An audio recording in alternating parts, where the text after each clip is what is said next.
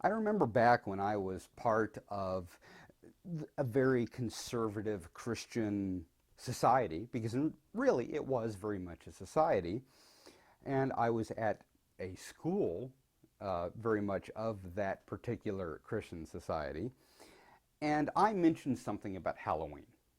Now, Halloween is one of my favorite holidays. It is probably my favorite holiday.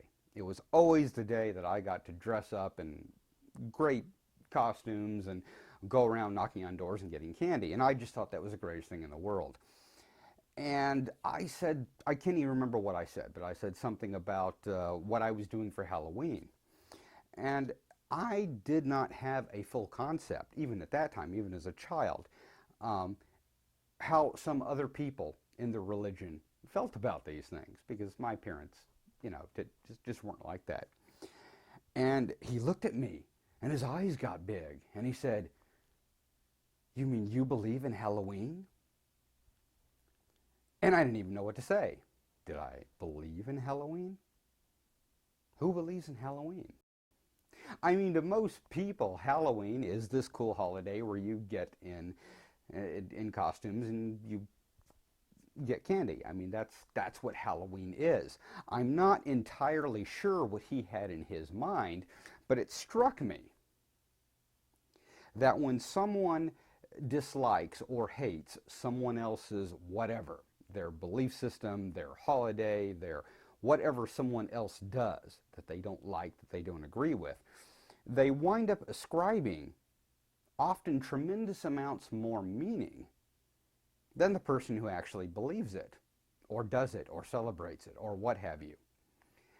Um, I think this is an incredibly good thing to keep in mind with other people's belief systems, because I don't know how often I've heard someone read something weird out of someone else's religion and thought, "Oh my God, that's that's horrible.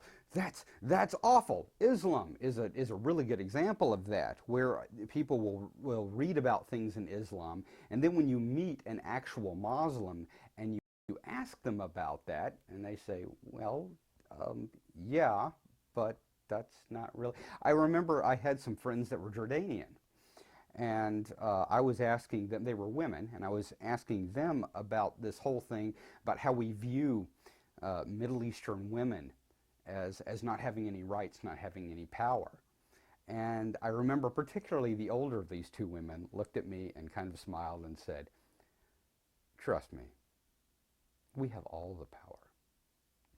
And it was very funny, to realize that there are all of those things that we believe or perceive in one way or the other that in practical reality just aren't even remotely true.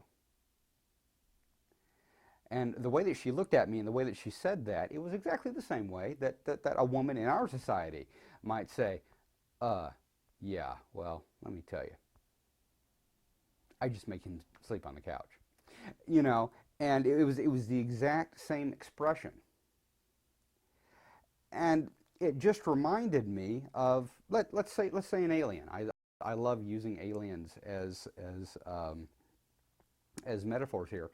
But imagine an alien came down and someone tried to explain Christianity.